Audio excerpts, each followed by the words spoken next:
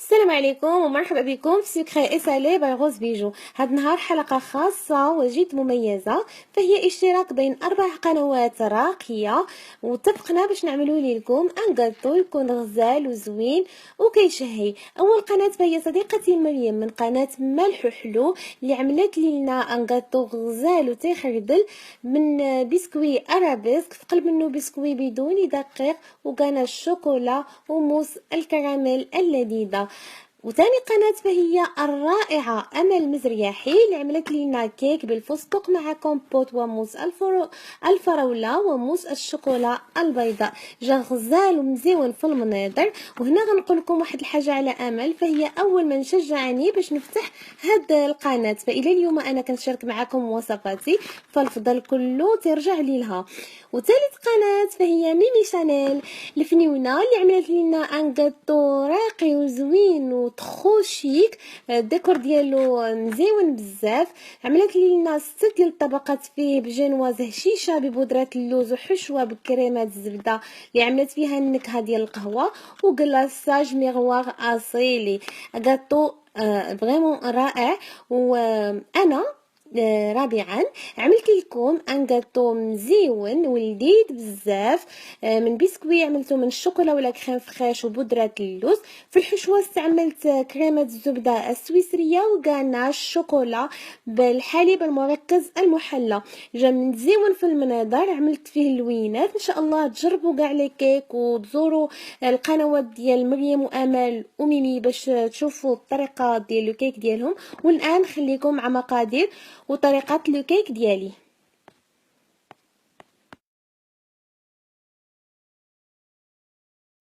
الوغ باش نوجدوا لو كيك غنحتاجوا للطراب ديال الضو. درت فيه 5 ديال البيضات، غنزيد له السكر السنيده والعسل،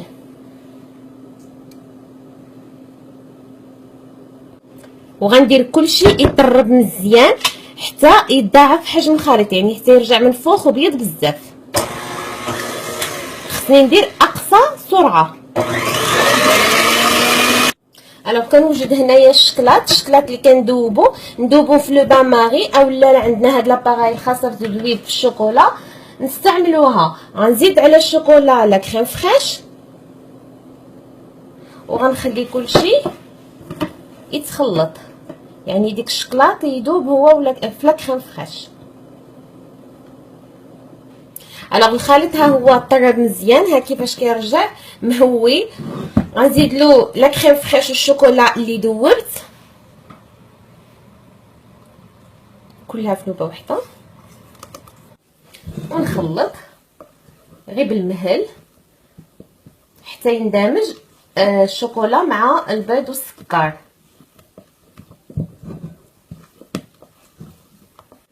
غنزيد له دابا الطحين ولا بودره ديال الكاكاو والخميرات الحلوه اللي خلطتهم كاملين، وغادي نزيدهم على الخليط مغربلين، ضروري ما نغربلو. بون غنزيد هاد لا كونتيتي هي الاولى وندخلها في الخليط، عاد نزيد بشويه بشويه. دونك زدت هاد لا كونتيتي تدخل مزيان حتى ما يبقاش يبان الطحين. على بحال هكا. دابا نزيد الباقي.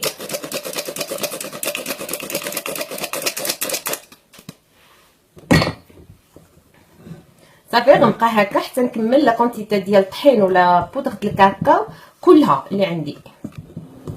سي بون. الان غادي نزيد له لا بودره ديال اللوز، لا بودره داموند،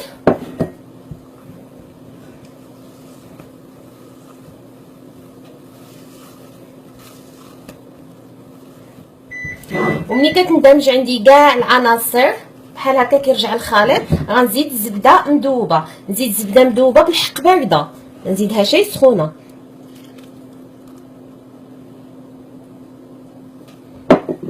وها الخليط عندنا موجود. ندخل هذيك الزبيده هكا في الخليط، وصلت عندي كنكون موجده لو مول باش نخويه فيه. فوالا كنصب الخليط الان في لو مول اللي مفرشه له البابيي سولفيريزي باش ما يلصقناش اي لو كيك. فوالا وغندخلو الفران يطيب على درجه حراره متوسطه، يطيب ونعاودو نتلاقاو. الوغ بوغ غارنيغ لو كيك اليوم انا غادي نستعمل لا كريم او بور سويسريه. غادي ننزل لكم الرابط باش تشوفوا كيفاش كنوجدوها، وكذلك غادي ندير الشكلاط اللي غادي ندوبو مع الحليب المركز المحلى. عندي هنا 100 غرام ديال الشكلاط اللي فيه الكاكاو اكثر من 70% او اكثر من الاحسن. غنزيد له هنا 100 غرام و 100 غرام ديال الحليب المركز المحلى. دونك غنخليهم يذوبوا في بعضهم.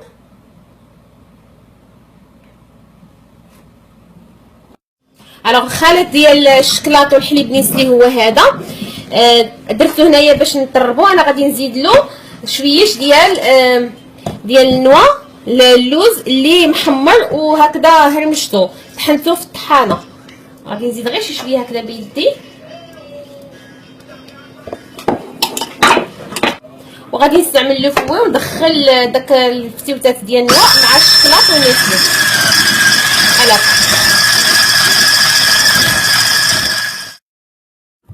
فوالا لو كيك ها هو طاب وخرجته من الفران، قسمته في النص خليته حتى برد، عاد قسمته في النص، ها النص الاولاني ها النص الثاني. دابا غادي نمونطي لو كيك. عندي هنايا لا كريم او بور ما بوشادوي، لا كريم او بور سويسريه. غنزل لكم الرابط باش تشوفوا طريقه التحضير ديالها. فهي اون كريم زوينه بزاف ورائعه لتحضير التورت. غندوز داك كريم او بور هكا في الجنيبات على لو كيك كوم سا. غنزيد ذره واحده اخرى. فوالا انا دوزت لا كريم او بور غير في الجناب ديال الكيك بحال هكا. خليت هذا الوسط خاوي لانني غنعمرو بالشكلاط اللي خلطت مع نيسلي واللوز. دونك غنزلو هكا في الوسط.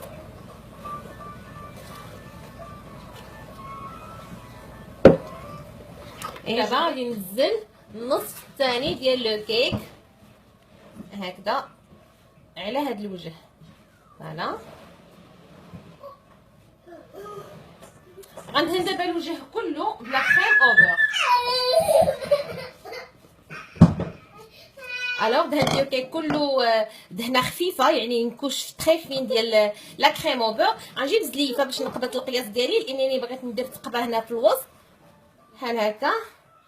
سي بون غنبرك شويه تيك تيك تيك تيك تيك هكا. نهبط غير بالمهل. فوالا نهز الزلافه. فوالا تنزول هاد الزليفه. غنجيب معلقه وغادي نريكوبيري كاع هاد البلاصه الوسطانيه اللي انا خصني نزولها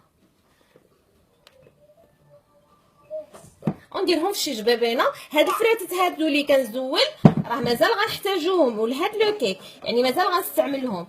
دابا غنزولهم خير غيجي الاستعمال ديالهم.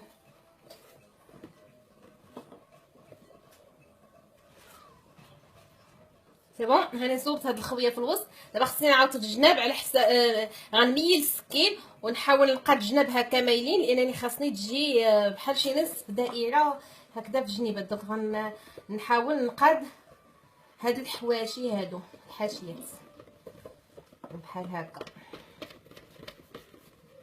فوالا غندير لا ميم شوز من هنا من على برا.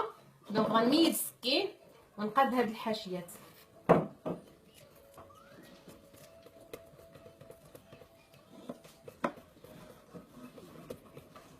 سي بون انا غنعاود لو كيك. شتيو الجناب هكذا قديتهم مايلين. خديت كوب ديال لا كريم او بور ولونتو بالملون الاخضر لو فير جينيفريي هذا ديال ويلتون باش يعطيني اللون ديال لي سابان. غادي نغلف دابا لو كيك كله بلا كريم او بور اللون الاخضر. والان وجدت ان بوش ادوي. عملت هذا الراس هذا اللي عنده هكذا نقيطات هكذا مشتتين. هذا ويلتون رقم 233. وجدت كريم او بور بلا كولور صفراء. هذا لو جون هذا لو جون بوطون دور. هاد الماركه هذه اللي استعملت. انا شنو غادي ندير؟ غناخذ هاد لابوش ادوي. غناخذ معلقه من لا كريم او بور صفراء ومعلقه من لا كريم او بور الخضراء. غنبقى هكا حتى نكمل لي كريم بجوج. نعمر لابوش ادوي بجوج د اللوانات، نوبه الصفر نوبه الخضر. هذا وكندوز على لو كيك كله بهذا الشكل هذا، تنزل وتنجبد.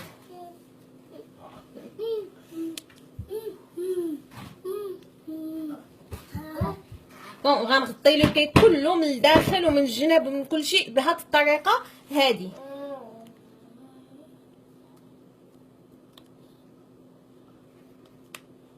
فوالا تيجي الشكل ديال لو كيك بحال هكا. دابا غادي ندخلو الكونجيلاتور، تقبط لا كريم او بوغ راسها شي شويه، ونعاود نجي نكملو لا ديكوراسيون من الفوق.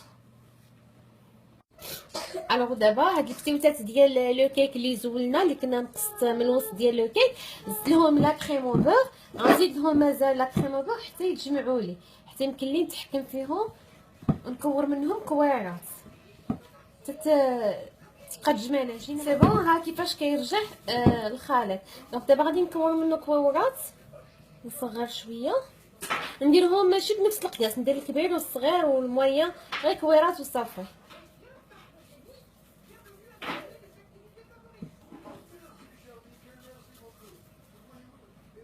ماشي مهم القياس.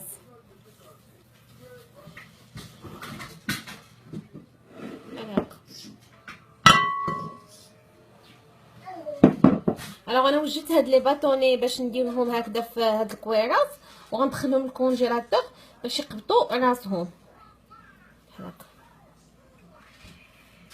نخليها في الكونجيلاتور.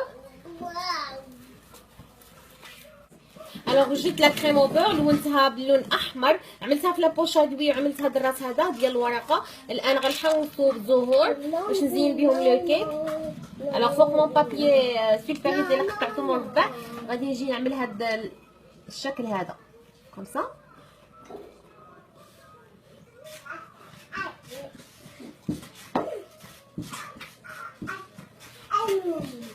فوالا تتجي بحال هكا. دونك غادي نصوب هاد الشكل هذا، غندخلهم الكونجيلاتور نخليهم يجمدوا، ونزين بهم مون كيك فاش يكونوا واجدين.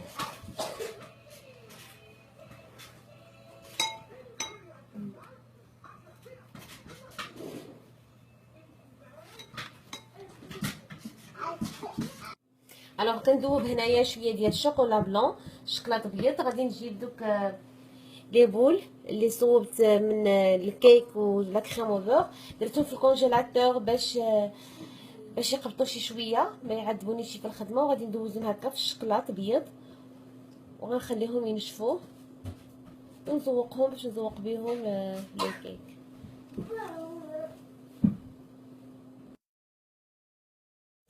فوالا الان خرجت لو كيك من الثلاجه، بقى لي نزوقو بالوريضات اللي صوبنا. نزل عليه الزهور وابخي لي بول.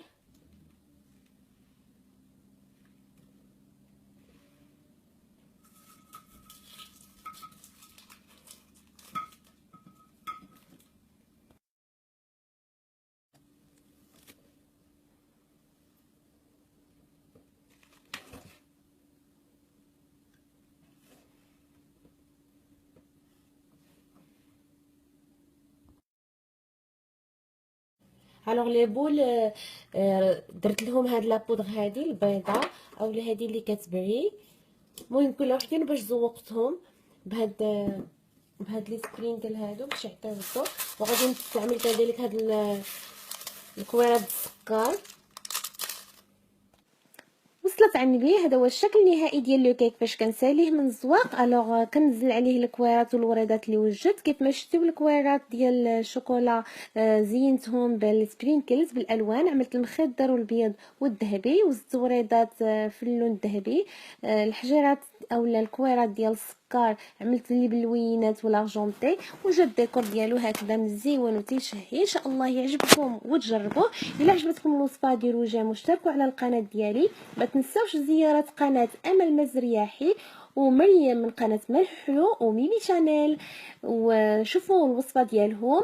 عملوا اشتراك الا مازال ما دايرينوش. ما تنساوش اللايك. شكرا على المتابعه والى اللقاء.